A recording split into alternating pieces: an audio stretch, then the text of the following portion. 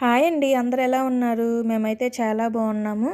Welcome back to our channel cherry shine stories. ఈరోజు వీడియోలో మిరియాల రసం చాలా సింపుల్ ప్రాసెస్లో ఎలా చేయాలో చూద్దాము.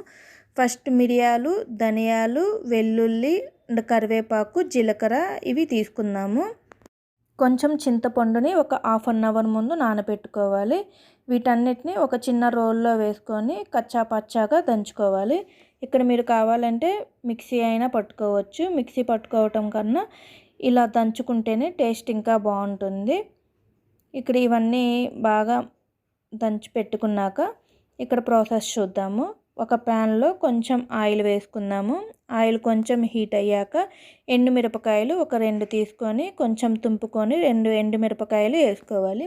ఎండుమిరపకాయలు బాగా వేగాక ముందు మనం దంచి పెట్టుకున్న మిరియాల పౌడర్ ఉంది కదా, దాన్ని బాగా వేగనివ్వాలి. ఒక 2 మినిట్స్ లో ఫ్లేమ్లో పెట్టేసి బాగా వేగనివ్వాలి. హై ఫ్లేమ్లో పెడితే ఇక్కడ మాడిపోతుంది.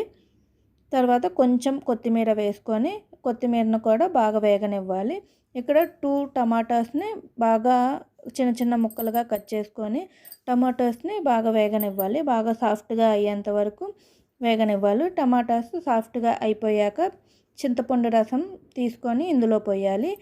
ముందే ప్రిపేర్ చేసుకున్న చింతపండు రసాన్ని ఇక్కడ ఇందులో మనకు కావాల్సినంత మనం రసం ఎంతైతే కావాలో అంత తీసుకుందాము. మనకి ఎన్ని రసం అయితే కావాలో అంత వాటర్ యాడ్ చేసుకుందాము. చింతపండు రసం యాడ్ చేశాక ఇందులో కొంచెం పసుపు, క్రిస్టల్ సాల్ట్ యాడ్ చేసుకుందాము. ఈ క్రిస్టల్ సాల్ట్, పసుపు వేసి బాగా కలుపుకోవాలి. ఇక్కడ మన కారానికి తగ్గట్టు కొంచెం కారం యాడ్ చేసుకుందాము.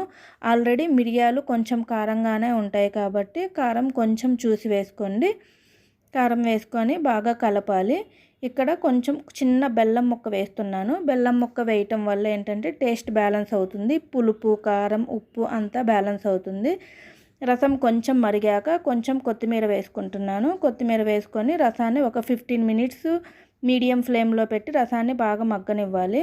రసంలో కొంచెం కొత్తిమీర ఎక్కువ తీసుకుంటేనే టేస్ట్ కూడా చాలా బాగుంటుంది. ఇక్కడ రసాన్ని ఒక 15 మినిట్స్ మగ్గాక ఇంకా రసం దించుతామనగా ఇంకొంచెం కొత్తిమీర యాడ్ చేస్తున్నాను.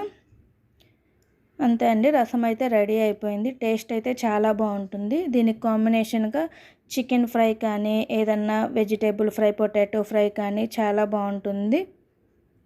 ఈ వీడియో మీకు నచ్చితే లైక్ చేసి సబ్స్క్రైబ్ చేయండి. Thank you for watching. Bye bye.